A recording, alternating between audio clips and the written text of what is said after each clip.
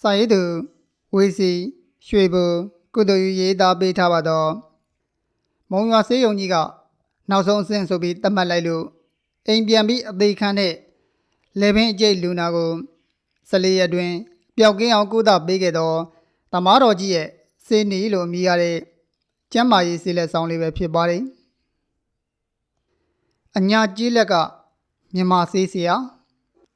ကျမတို့ရဲ့အဖို့ဘွားများကျမကိုဆေးပညာသင်ကြားပေးခဲ့ကြသောဆရာကြီးများကိုပါအောက်မေ့လွတ်ဆွဲတတ်တာချင်းဖြစ်မိပါတယ်ကျမရဲ့အဖိုးအသက်100နှစ်မှကွယ်လွန်ခဲ့သူဦးတင်ကငါမြေးရဲ့အသက်ဘယ်လိုကောင်းမိမဲ့အဟောင်းတလဲလဲတဲ့ဒုက္ခလေးအောင်ခင်မီစေဝါရီဘလောက်ပဲဆွမ်းဘလောက်ပဲထွန်းကားတို့မြရဲ့လက်တကမ်းမှာရှိတဲ့တဘာဝဆေးတွေကအလွယ်ဆုံးနဲ့အစွမ်းထက်ဆုံးပါကွယ်မသိကြလို့သာကိုခင်မီစေဝါရီကမြို့ကြီးပြကြီးတွေမှာဆရာဝန်သူနာပြုတွေကမြို့ကြီးတွေမှာရှိကြတာကလားအဖိုးတို့လိုတော့မှနေတဲ့သူတွေကတော့တဘာဝကပေးတဲ့တဘာဝဆေးတွေကိုပဲသုံးကြရမှာပဲအဲဒါကြောင့်ငါမြေကိုဟောဒီအော်လာရီကဒုက္ခမဆေးပညာကိုသင်စေချင်တာတဲ့ထိုကဲ့သို့တဖွားမှားလွင်းသဖြင့်မြမဆေးပညာကိုသင်ကြားခဲ့ပါတယ်နှဲတင်စအယက်မုံဆေးတင်စဆွေမျိုးပြုံးမဖြစ်ရလေအောင်အသက်ကိုကယ်တင်ရမယ့်ပညာဖြစ်တာကြောင့်ဆရာလုပ်တဲ့သူကပညာကိုလေးလေးစားစားသင်ယူရန်မှာကြပါတယ်အရက်ထဲရွာထဲမှာလူနာရှိပါကလူနာကိုမိမိကိုကုသရန်မပင်မခေါ်တော့လေစာနာထောက်ထားသောစိတ်ထားနဲ့တည်င်းမေးပါတောင်းနေတဲ့စေဝါစားနေတဲ့ဓာတ်စာကိုစိတ်ဝင်စားစွာဖြင့်မိမိရဲ့ဉာဏ်နဲ့ဝေဖန်အကဲဖြတ်ပါလို့ဆိုပါတယ်ကျမကိုဆေးပညာသင်ကြားပေးသောနန်းတွင်သမားတော်ကြီးဥပိုလ်ရဲ့ဟောလာရိကဒုက္ခမဆေးပညာကိုလေ့လာဆေးပို့ပြီးတော့ပိုင်နိုင်စွာတက်ကြွတဲ့အခါမှာသင်တန်းပေးပါတယ်ရွှေဘိုခရိုင်တပင်းမြို့နယ်အင်ဂျင်ပင်အစိုးရအလဲတန်းကျောင်းမှာကျောင်းဆရာကြီးဦးအောင်တင်ရဲ့လေကြောင်းကင်ဆာဝေဒနာကုသပုံနဲ့မိရဲ့ယောဂကြောင့်ဖြစ်ပေါ်သောအရေးများပေါ်မှာအကွက်များကုသပုံကိုမျက်မြင်ကိုယ်တွေ့ဖြစ်တာကြောင့်တင်ပြလိုက်ရပါတယ်။ဩလာရိကဒုက္ခမဆေးပညာဩလာဆိုတာအကျံဒုက္ခမဆိုတာအနုအဲဒီမှာယောဂရောက်ကြောင်း9မျိုးသာရှိပါတယ်။ဆေးပညာသင်ကြားဖို့သူများနဲ့အဘိဓမ္မာသဘောတရားလေ့လာလိုက်စားပြီးသူတို့အလွယ်တကူသိနိုင်ပါတယ်။ပထဝီဓာတ်ရုပ်တဲ့ယောဂအာဘောဓာတ်ရုပ်တဲ့ယောဂတိဇောဓာတ်ရုပ်တဲ့ယောဂဝါယောဓာတ်ရုပ်တဲ့ယောဂအာကာသဓာတ်ရုပ်သောယောဂအာဟာရဓာတ်ရုပ်သောယောဂသဲကြည်ဓာတ်ရုပ်သောယောဂ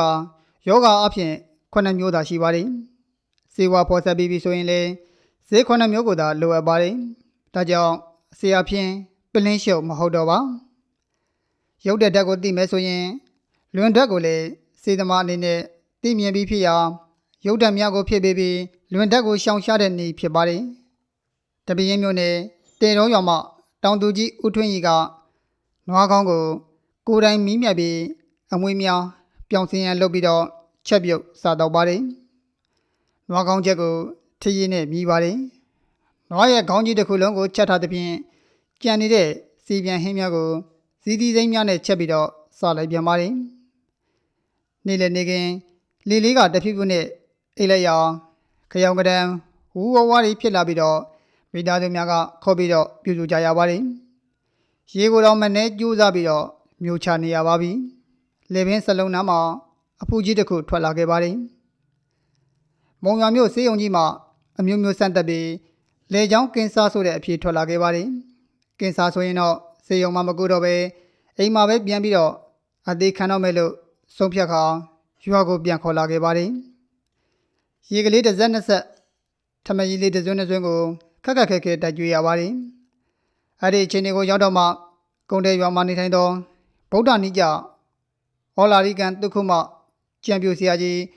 ဦးအောင်တင်းထံကိုစေကုရန်အတွက်သွားကြပါတယ်။ဆရာကြီးကယောဂလက္ခဏာကိုစစ်ဆေးပြီးအာဘောဓာတ်ရုပ်ရောတဲ့ယောဂတေဇောသဲကြီးအာကာသနဲ့ပထဝီလွင်နေတဲ့ယောဂလို့စစ်တမ်းထုတ်ပြီးလူနာကိုစားခြင်းတလို့စားတောက်ခြင်းတလို့တောက်နေခြင်းတလို့နေပြီးယောဂပြောင်းအောင်ကုသပေးနိုင်သောစိတ်မရှိအဲ့ဒီလိုရေးထားသောစာတမ်းကိုဖတ်ခိုင်းပါတယ် ပြီးတော့မှယောဂကပြောင်းနိုင်ပါတယ်ဒါပေမဲ့မတည်ဘူးဆိုရင်တူကပင်ကတော့မစားရဘူးအေးတဲ့တယ်ဆိုရင်တော့ပြိုလာအန်လာရင်လည်းမညှိတွားရဘူးနော်ဆိုပြီးတော့ထပ်ပြောပြန်ပါတယ်အဲ့ဒီနေ့ကစတင်ပြီးတော့မကြီးမဲ့ဖြိုကြီးကိုထုံးမပါတဲ့ထညက်နဲ့ခက်ပြည့်ပြည့်ဖြိုပြီးတော့စားနေငယ်ထဲကကော်ဖီပကံလုံးတစ်ဝက်ခန့်ကို၃ချိန်တိုက်ကြွေးပါတယ်ငှက်ပြောသည်ဖီချန်ကိုထညက်နဲ့ဖြိုကြီးလုပ်ပြီးတော့တိုက်ကြွေးပြန်ပါတယ်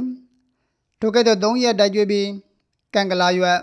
ပြင်စ၅ပါးကိုပြုတ်ပြီးတော့ဒီနေ့၃ချိန်နဲ့၃ရက်ကြွေးပြန်ပါတယ်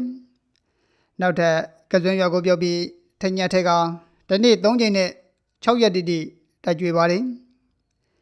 စေတပတ်လျင်12ရက်နှုန်းနဲ့စေဘတ်3ဘတ်ပြည့်တဲ့အခါမှာလူနာကအတော်ကြီးကိုကောင်းနေပါပြီထမင်းနဲ့တော်ကိုစားနိုင်လာပါပြီဆရာကြီးထံမှာ12ရက်သားနေပြီးတော့တေရောရွာသူ့အိမ်မှာနေပြီးရက်ချပြီးတော့ဆရာကြီးကကုသပေးရမှလုံးဝပျောက်ကင်းသွားခဲ့ပါတယ်အဲ့ဒီလေချောင်းကင်ဆာဖြစ်စဉ်ကဦးထွန်းကြီးရဲ့ဇနီးမှာဦးထွန်းကြီးနေကောင်းပြီးတော့ကျန်းမာရေးကောင်းလာချိန်မှာသိဆုံးသွားခဲ့ပါတယ်သူရဲ့ယောက်ျားကင်ဆာယောဂနဲ့တည်တော့မှာပဲလို့အလင်းကိုစိတ်ပူပင်တောကရောက်နေရှာသောဇနီးတွေကအရင်ဆုံးသွားပါတယ်ထို့နောက်တပင်လဲမှုတပင်ထူးသဘောနဲ့နောက်ထပ်မိန်းမတစ်ယောက်ယူလျာ9နှစ်လောက်ပေါင်းပြီးတော့ဇနီးတွေကဆုံးသွားပြန်ပါတယ်တဖန်တပင်လဲမှုတပင်ထူပြန်ပြီးတဲ့နောက်မိန်းမတစ်ယောက်ထပ်ပြီးတော့ယူလိုက်ပြန်နေကင်ဆာယောဂနဲ့မတည်သောဦးထွန်းကြီးကတတိယမြောက်ဇနီးနဲ့ယနေ့ထိတက်ရှိထင်ရှားရှိနေပါကြောင်းထိုစဉ်ကဆရာကြီးကစေလုံးဝဖော်ဆက်ပေးခြင်းမရှိလို့တက်စာနဲ့သာကုသပေးခဲ့ခြင်းဖြစ်ပါတယ်ထိုကြောင့်ကိုတိုင်းရင်စေသမားတော်ကြီးညီလာခံ2012မန္တလေးတိုင်းရင်စေတက္ကသိုလ်မှာစာတမ်းပြည့်စုံတင်သွင်းခဲ့ပါတယ်နောက်ထပ်တစ်ဦးကတော့ကျမတို့မူလာတန်းကျောင်းအုပ်ဆရာကြီးကတော့ဒေါ်နိကိုကုသပေးခြင်းပဲဖြစ်ပါတယ်ဒေါ်နိကကလေးသုံးပွားဖို့အသေးလေးများမွေးပြီးတော့မျက်နှာပေါ်မှာအညိုးခွမ်းများဖြစ်လာပါတယ်။ခေါင်းကမကြာခဏကိုက်နေသဖြင့်ဆရာကြီးဦးအောင်နေထံကိုစေသွားကူပါတယ်။ဒေါ်နီရဲ့ယောက်ျားဖြစ်သူမူလာတန်းကျောင်းဆရာကြီးဦးလာလွင်ကဆရာကြီးဦးအောင်တင်ရဲ့တပည့်ရင်ဖြစ်တာကြောင့်ဆရာကြီးဦးအောင်တင်ရဲ့စေပညာကိုအကျွမ်းမဲ့ယုံကြည်လို့တွားရောက်ကုသခြင်းဖြစ်ပါတယ်။ဒေါ်နီကိုယောဂဖြစ်ပုံစစ်ဆေးပြီးတဲ့နောက်မနီညီကအာကာသတက်ရုပ်နေတာအရေးပြားပေါ်ကအညိုခွက်တွေကတီစောလောင်တာပေါ့ပျောက်ပါလိမ့်မယ်ဒါပေမဲ့မနီရေဆရာညီကိုမကုမီကြိုပြီးတော့ပြောအောင်မယ်ဗျာညီကိုကုပြီးလို့